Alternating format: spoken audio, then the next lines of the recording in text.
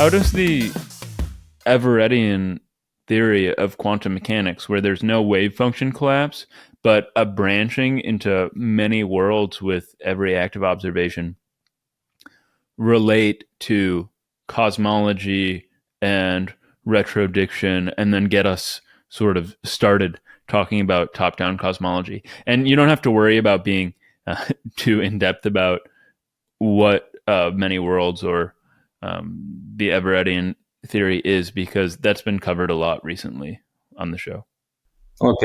Okay. But I think it seems to be there's some sort of consensus that we need something like the Everettian formulation of quantum mechanics to do cosmology, right? Clearly, the old Copenhagen collapse formulation would be completely inadequate to predict the past, and this was kind of the key idea, right? We talked earlier about the multiverse being some sort of theory of cosmology where we sort of view the universe as if we're outside. Whatever it does, and the many refinements of Everettian quantum mechanics do, they allow us of a more general formulation. They provide us with a more general formulation of quantum theory that permits you to put the observer inside the system. And that's, of course, totally necessary when we are going to develop a quantum picture of the cosmos. So yes, Everettian quantum mechanics, the idea there are many possible histories, is, I would say, central to our work. Also, I mean, we were working with Jim Hartle, right, who developed Everettian quantum mechanics together with Gell-Mann into what he called decoherent histories quantum mechanics, which envisions, it's interesting, right, which envisions many possible histories of any system, be it the particle or the universe, and the kind of histories that rise to the forefront, the kind of histories that become important, depend on the questions that you're asking. Because it's the questions that you're asking that define the partition of histories that play out, that are relevant, that enter in your thinking. And so those are the kind of quantum ideas that were driving our work. Yeah. And then more explicitly, how does this marriage of Everettian theory and cosmology result in your and Stephen's new theory? So what is top-down cosmology? Top-down cosmology is recognizes, firstly, that we are within the universe. Secondly, that there could be a whole list of quantum accidents along the way, and therefore that we don't necessarily need to live in the most probable universe. So top-down cosmology works backwards. It starts from our observational situation, and it uses and it reconstructs out of all possible histories the subset of histories that lead to our observational situation. So it works sort of backwards, rather than trying to understand or trying to predict on a priori grounds how the universe should be. We take, if you wish, a more historical perspective and look at the relative weighting or the relative likelihood of different histories leading up to our observational situation.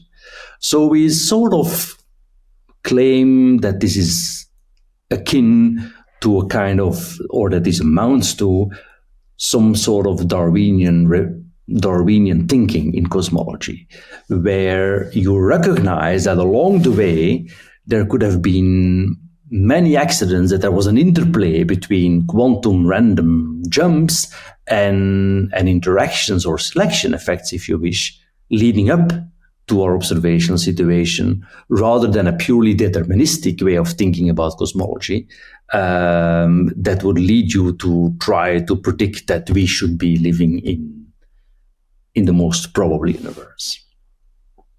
And so somehow top-down cosmology combines Stephen's old no-boundary idea with the refinements of Everettian quantum mechanics and this observership and this observer's viewpoint from within the universe in a new framework. A framework which is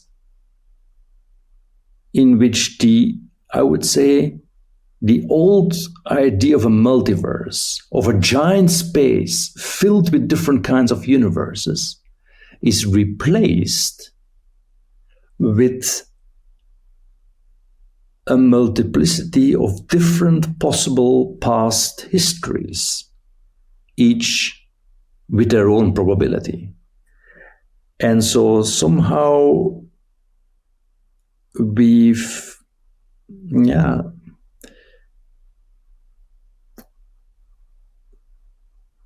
the key point here is that this resolves the measured problem of the multiverse, because the histories in top-down cosmology are all contingent on our observational situation, whereas in the multiverse, as we discussed, you're kind of lost.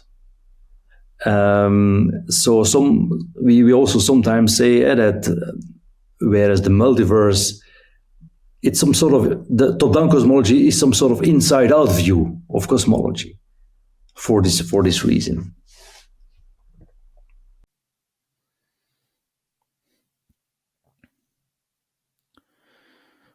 I'm wondering if you could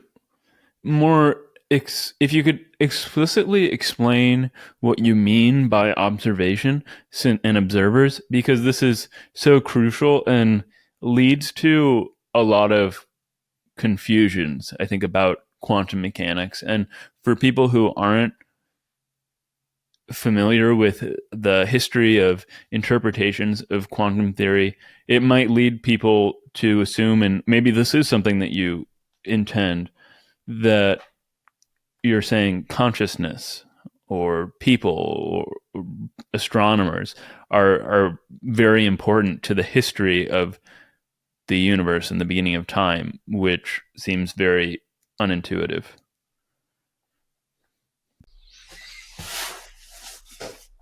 Right. So your question is, how do we model this giant observational situation we have around us? One could say that the collection of all our data constitutes some sort of giant question we're asking from the wave function of the universe. And we're using those data to reconstruct possible past histories of the universe. But then exactly along the way, and all those data, of course, they continue to increase.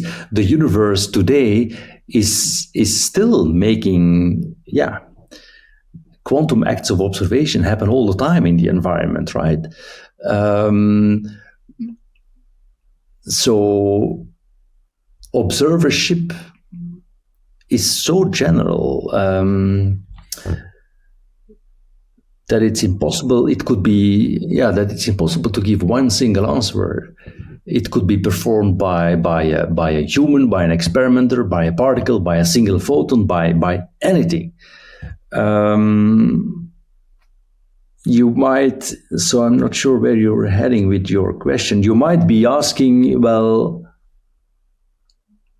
maybe how does it enter in the early universe when there's clearly no consciousness, no humans, no life?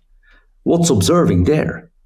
But observership in quantum theory happens even just through interactions of particles.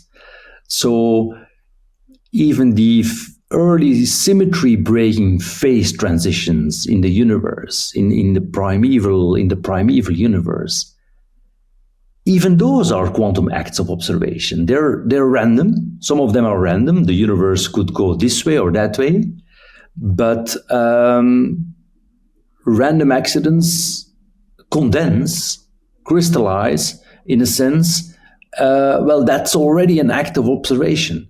That's already a classicalization, if you mean, of a random quantum jump, which then further influences the subsequent evolution of the universe. So in these earliest phases, I would almost say that the universe was observing itself through the interactions of the various fields that were involved. So you have that observership at all different levels, going from basic fields of physics to, even to consciousness.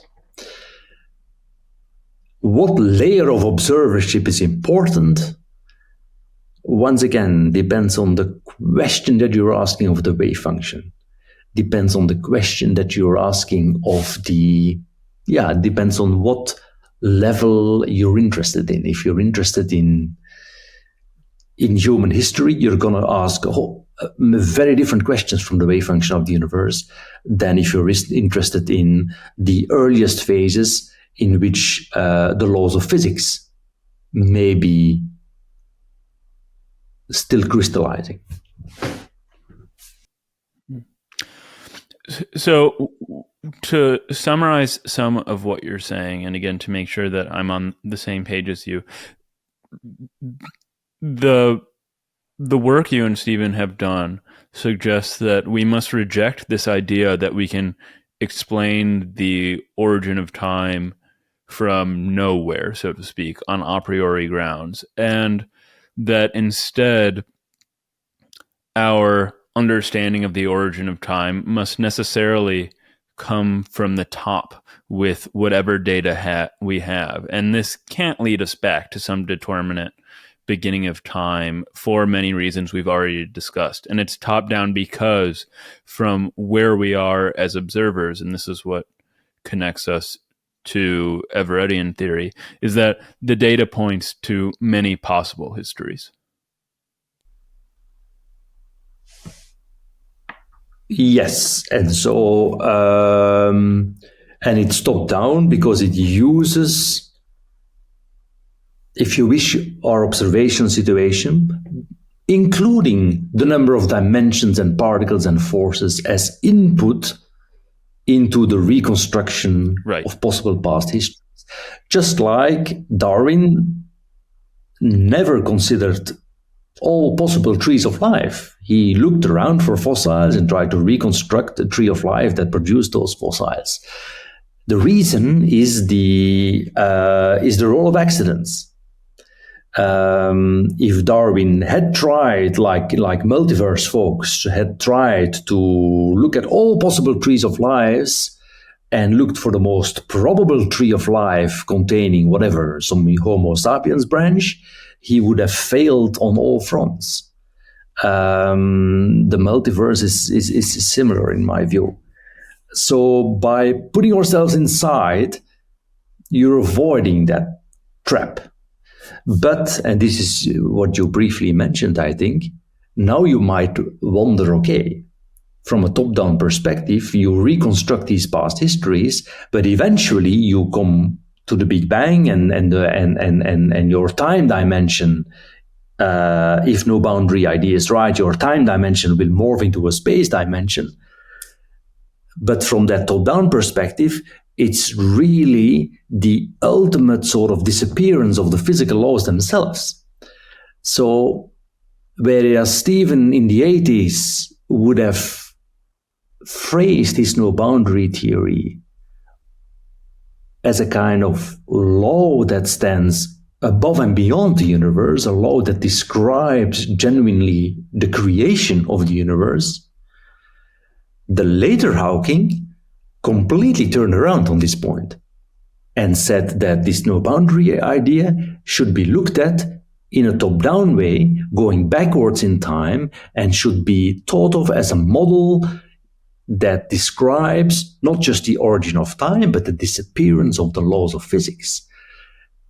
And this is, of course, very different, because then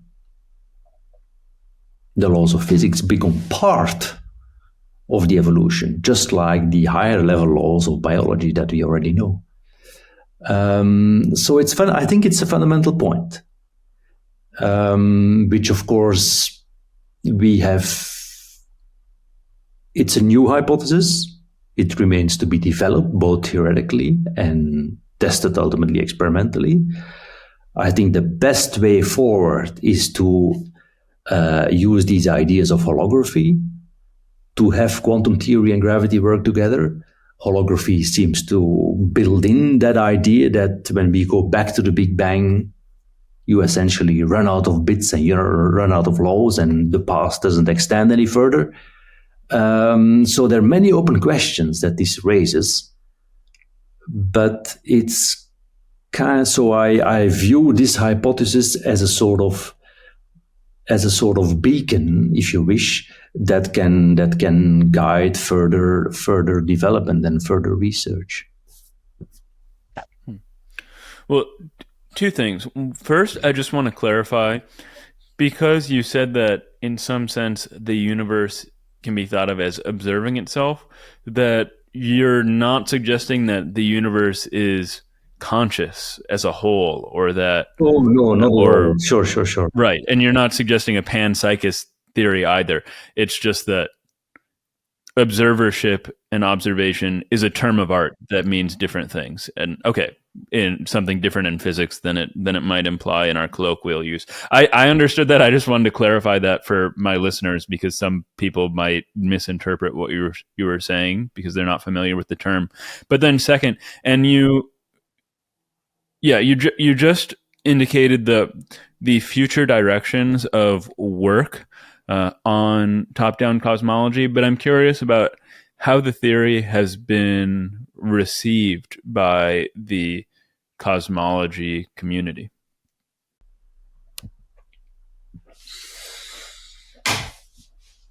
Well, the theory predicts, top-down cosmology predicts a big burst of inflation. And furthermore, it allows you to differentiate between different inflationary models. So in that sense, the theory resolves the old measure problem of inflation. And now, of course, the key point is inflation right or wrong? So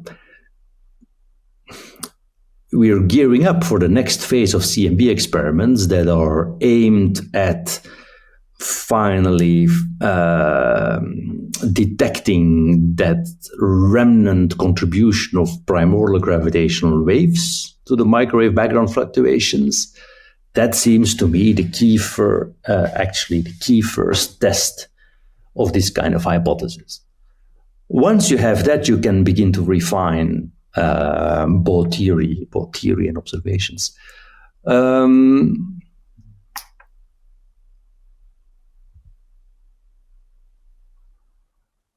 I'm not sure there are...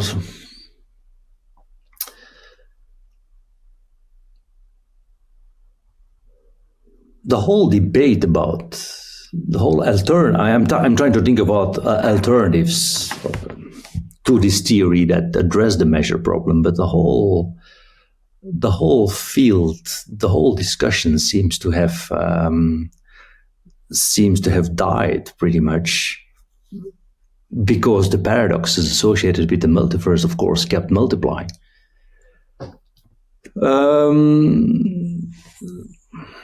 So, once again, what would be the best way forward?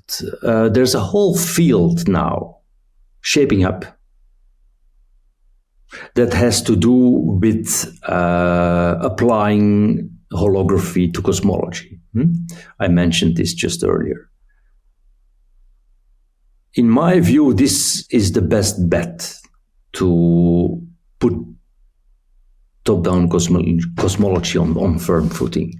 In many ways, holographic physics, how do you say this, implements top-down almost automatically. You start from a boundary configuration and you work your way inwards. In cosmology, you start from a final configuration, a hologram, and you work your way backwards in time. So it almost seems to me that it's very well possible that if we manage to put holographic cosmology on firmer footing, the top-down viewpoint will become almost evident. And that is also important because it's only when it's really on firm footing that the predictions are going to be, that one can refine the predictions and that you can make progress, right? That you can test it in greater detail and all that.